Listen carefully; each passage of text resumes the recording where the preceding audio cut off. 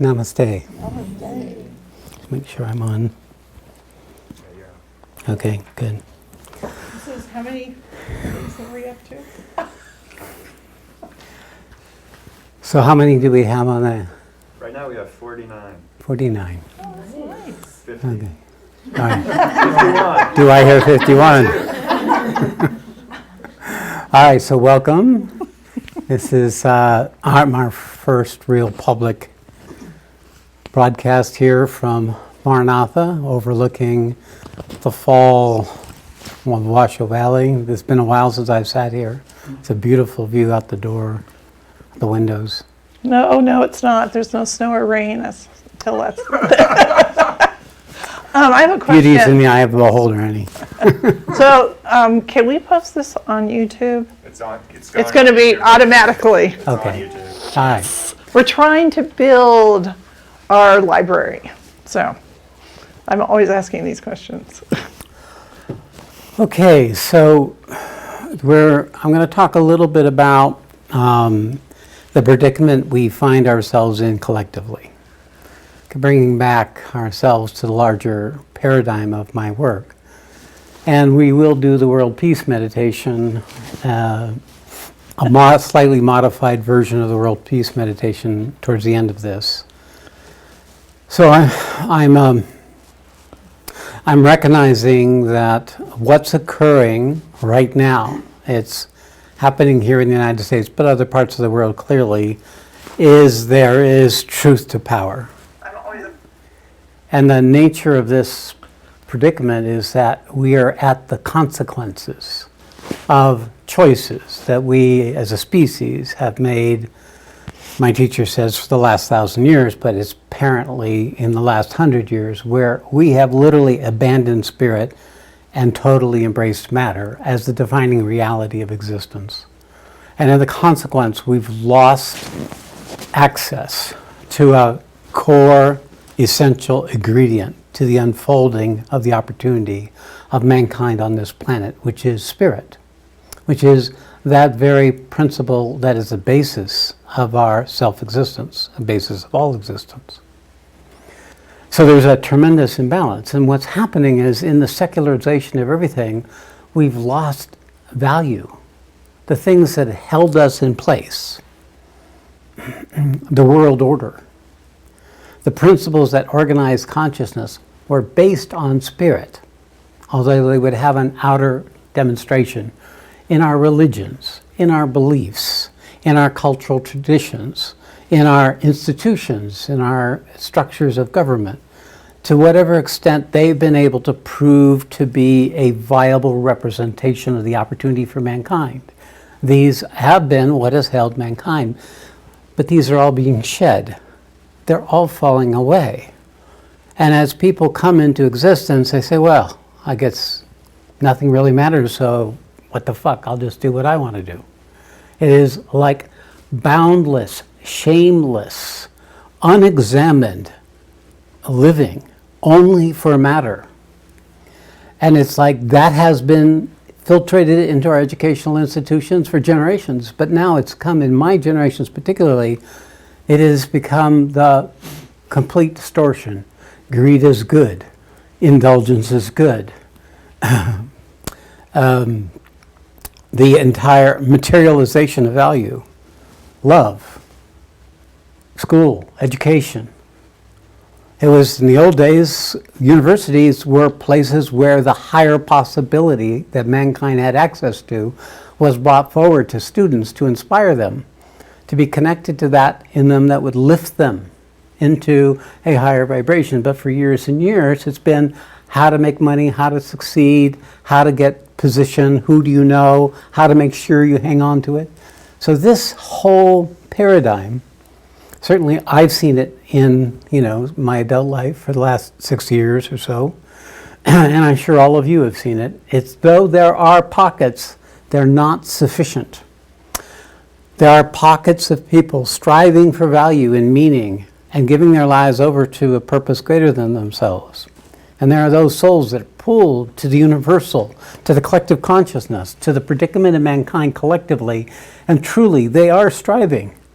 But the balance between the forces are, if not darkness is at the peak and light is struggling to come forward, then at least equal. Because what we're seeing now in the battlefield in the United States, in the congressional impeachment hearings, is the shock of how far we've slipped out of the very integrity that held the opportunity of the United States, the very opportunity for mankind that United States was the leading edge of, the brightest light of.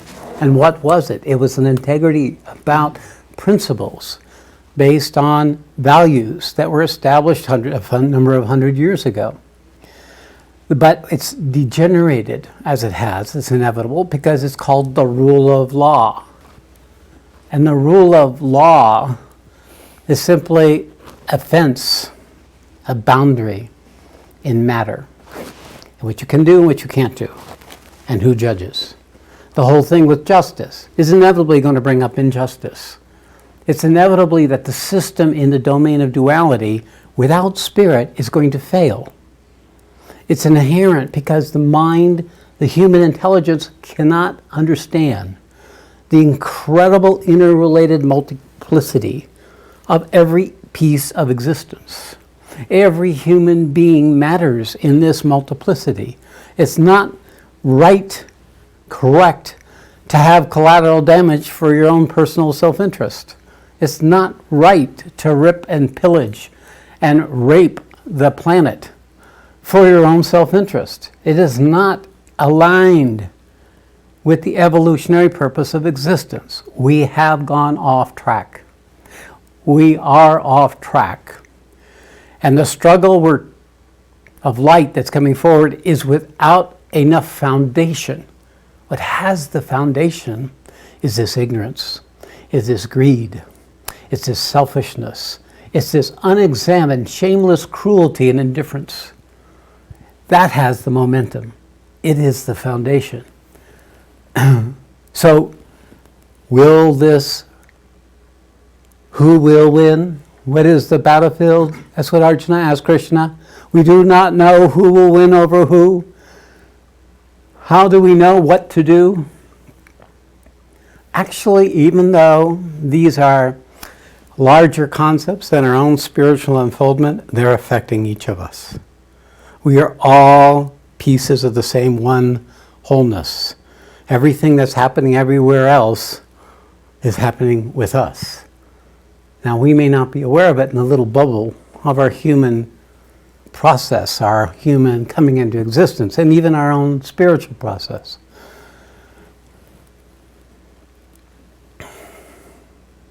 So, I'm going to read a little bit from my teacher's book, Manifesting Divine, and I'd like to bring parts of this into the room, because it was just remarkable to me when I started reading this last year of how clearly he was seeing the nature of where we are now, the predicament where we are now.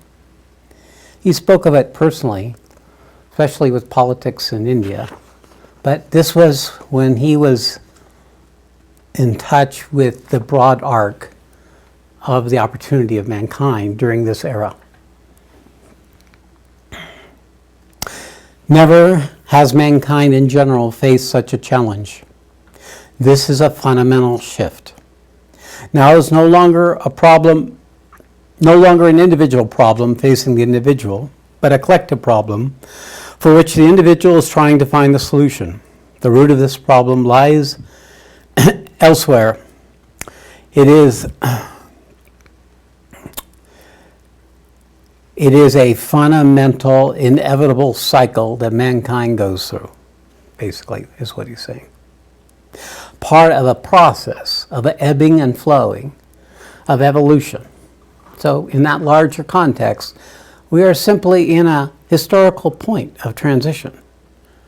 And where this arc goes, or how far it goes, or how deep it goes, is dependent upon now.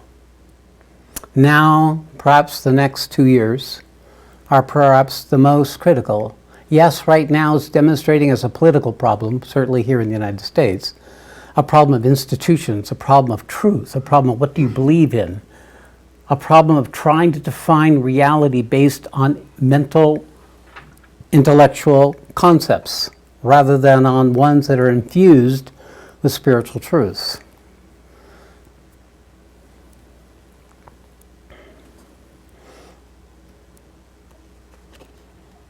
If we do not target the source of the problem, we will become extinct. Okay, Shyamananda, yay. He'd slip these out now and then, once in a while reminding me who he is. Many civilizations have come and gone. I was listening to an article where somebody was talking about a report, one special report done by scientists about extinctions of different cultures. And what disturbed him most is a number of those cultures he never knew existed. So there is this, the Roman Empire fell, the Persian Empire, all these empires fell. And of course there's a certain inevitability in this. Why? Because matter overtakes spirit as the higher value. So we're in that kind of transition, and what is the Mahabharata about? It's about the Kauravas and the Pandavas. Who are the Kauravas? They are those who've been seduced by the structures of diminishment and selfishness and greed and indulgence. They're the ones who believe that's what is truth, versus those that have access to the higher truth. And the problem we have collectively is the spiritual domain does not have a foundation of authority yet. Religions had those foundations, but unfortunately religions are coded and tainted by the consequence of the sellout of the portion of spirit that they have had over the thousands of years they've existed. And therefore, they are no longer sufficient vehicles for this state of consciousness that we're all in now. But the new spirit that's coming does not yet have the full strength to fight the battle in comparison with the dark. Now, what does that mean? Well, it's the same thing with the Pandavas and Krishna. There was no way the Pandavas were going to win without Krishna. Krishna gave himself over to the one who could see the value of spirit over matter. And those who have been in the world these days, who have lived aligned with the highest ideal of what it meant to be diplomats, to be representing the United States, to undo, to neutralize, to stop the inevitable corruption that occurs in any human institutions. They're the ones that are carrying some of that. They're carrying an integrity. And that integrity is something, and it's perhaps the last foundational structure that exists in our collective consciousness. And it is right now mostly in the courts, in the justice, which of course has not been clean. Maybe a little more justice and injustice in the balance, but the principle is everything mankind creates is going to be distorted by the operatives, the people who are doing these things. So we'll see. But the principle behind here is Krishna. Now, in fact, I know these are in the battlefield, those you see coming up into the impeachment hearings. You can see the quality of integrity that they've lived. They've lived aligned with certain principles, values, and they're speaking truth to power. But they're speaking into a structure of corruption that is farther than ever expected, like a rapidly metastasizing cancer that has pervaded many different levels of our government. So what is helping, what is making the difference, is the effusion of the Krishna principle. And what is the Krishna principle? It's the incarnation force. It's the Sat force. It's the new consciousness striving, being assisted, because the new consciousness itself can't do it. It has to penetrate into matter through each person who can access that new consciousness. They have to become vessels and channels for this incarnation force, to be able to infuse and penetrate into the mastitized cancer that is below the surface of human awareness. And that's why we do these interventions. And that's why we're speaking of this here. Because it's not just politics, it's the planet. That this is a consequence that is coming down on us like a tsunami. And though the scientists are doing their best, they're not going to be able to fully know the consequence and what actually will happen. They're making their best guess, but we can tell just by the rising quantum of poison in our collective fishbowl called Earth, where it's becoming less and less possible to breathe and live inside that atmosphere. This is the real imbalance. This is something that's never happened in our known history. We have it in the the Book of Revelations, which is with the plagues and with the 7 horsemen and the of the apocalypse and all that. That's where they speak of the floods and the fires and the pestilence and the destruction. And that was probably a reflection of an age that had passed, and the myth and the tale of the survivors that were carried on generation by generation. But this is something of this point, this level.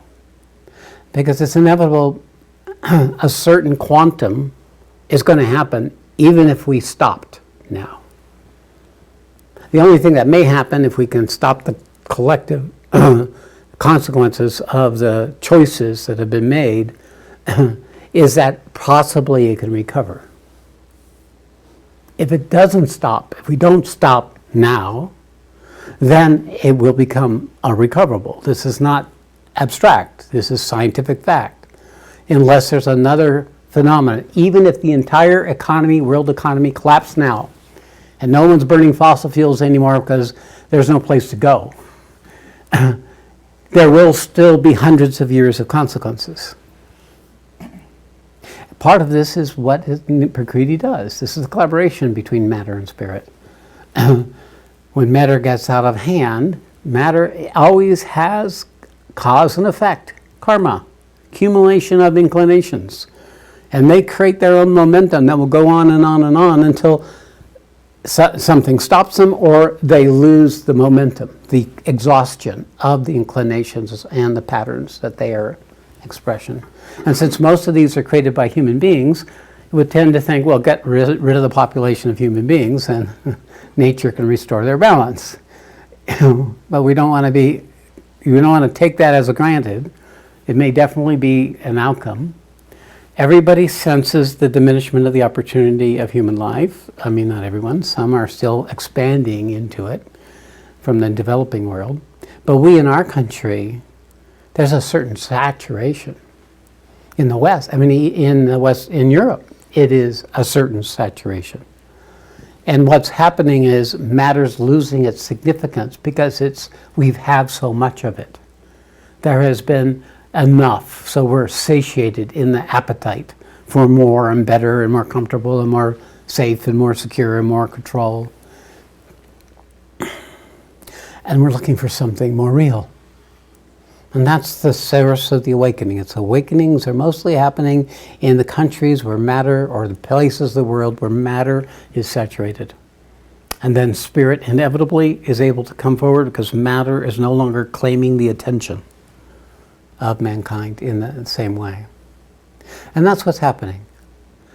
Everywhere there is this dissatisfaction with what life can bring, because you can have everything, but then why have anything? There's this sort of disease, despair, dejection. And that's a reflection, a symptom. It's not the solution, but it is a symptom. And that symptom is heralding that an imbalance is being corrected. At least in the parts of the world that are actually still leading the world. So we're part of this.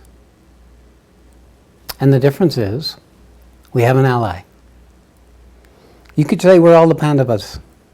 Anyone who's pulled or feels the anguish of what's happening, who wants to serve, who wants to step out and be useful in a way beyond themselves, we have a secret weapon. We have Krishna. We have a divine principle standing behind us, covering our back, directing where we need to focus our attention, as in the Mahabharata, where Krishna say you have to go over there today, and tomorrow you have to be there and go there. So we're directing our attention towards the problem, and what comes through our attention is a force that penetrates into the masticized structures that would otherwise kill the world order.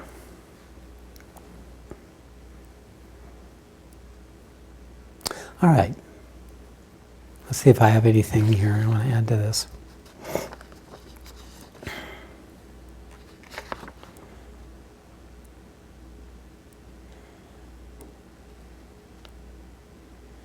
All right, this is very interesting.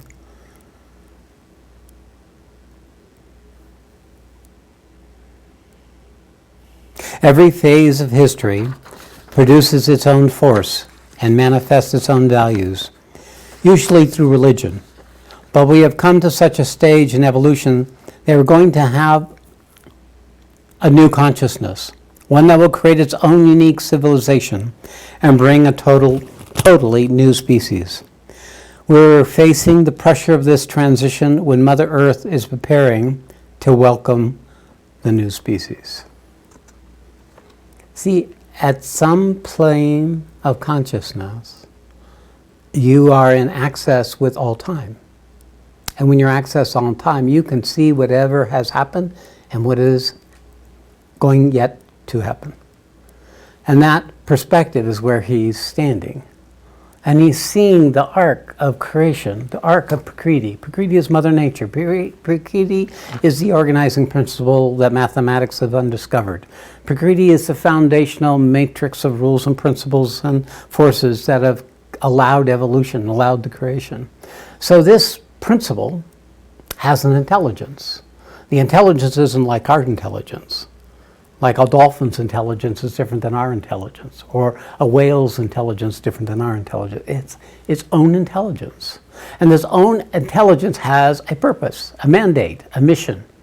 And that is to continue to manifest higher and higher forms and expression of the possibilities of spirit into matter. So we're in that transition. It is in the large arc. It's inevitable. It's happened before. It's happened again. The same thing that allowed human beings to come out of apes, to allow plants to come out of fungi. It is this unfolding that's continuously going on, and we are in such a transition. Now, what's happening there for the intelligence of the creation, the intelligence of Prakriti, the manifesting aspect of truth consciousness, of the Sat in the creation, knows in one way where it needs to go. It doesn't know what it is, like a worm boring its way through the soil, but it has its purpose, and it figures it out by trial and by error. So that's where we are. That's what creation is trying to bring forward. The next paradigm, the next context for the opportunity of the creation to unfold. Well, this has been running all along.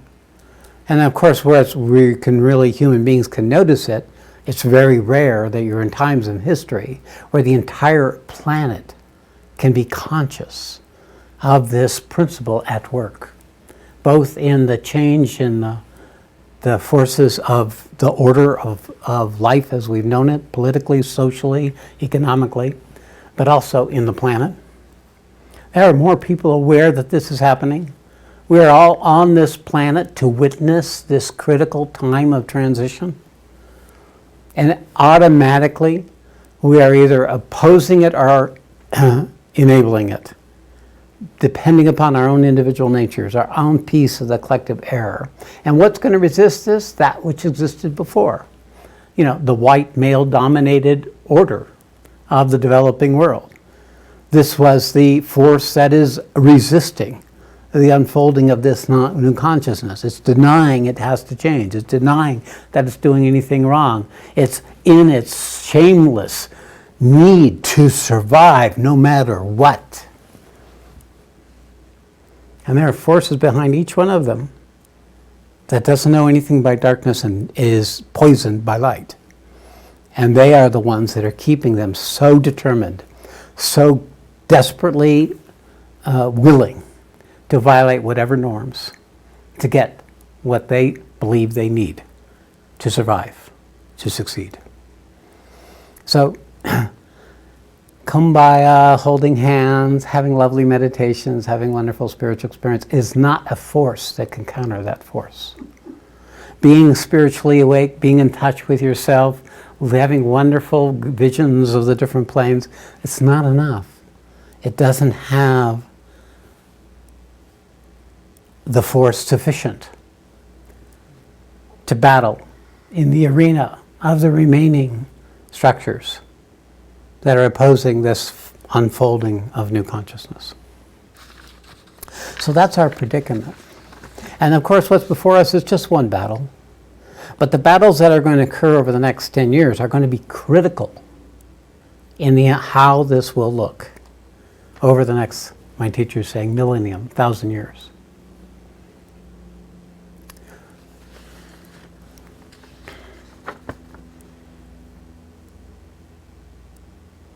If we try to find a solution to this problem through the old modes of religion or science or philosophy, we're never going to succeed, because that era belongs to the past stages in evolution, whereby the problem was in the outer plane of matter.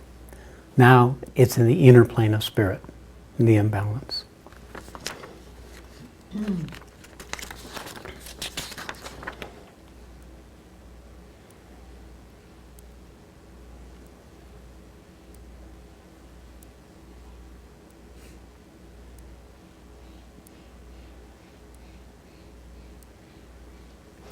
If it is not, this process will continue for 1,000 years. If it is not accelerated by conscious collaboration with the Prakriti force, the ever-widening gap between the mind and spirit will compel an adjustment mechanism of evolution, and the human race will be bound to go through a series of holocausts and face globalized destruction.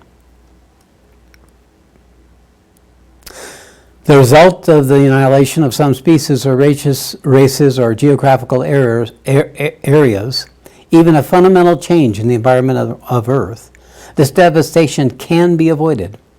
In this transitional moment, we have the option to either allow the natural process of expansion to continue and complete, wherever it may end up, or to add our force, will, and aspiration to aid the process of bringing about this new consciousness into the world. The question is how to collaborate. So how do we collaborate? In what way, what role do we play? The answer is to consciously put our effort and will to bring out the spirit within us.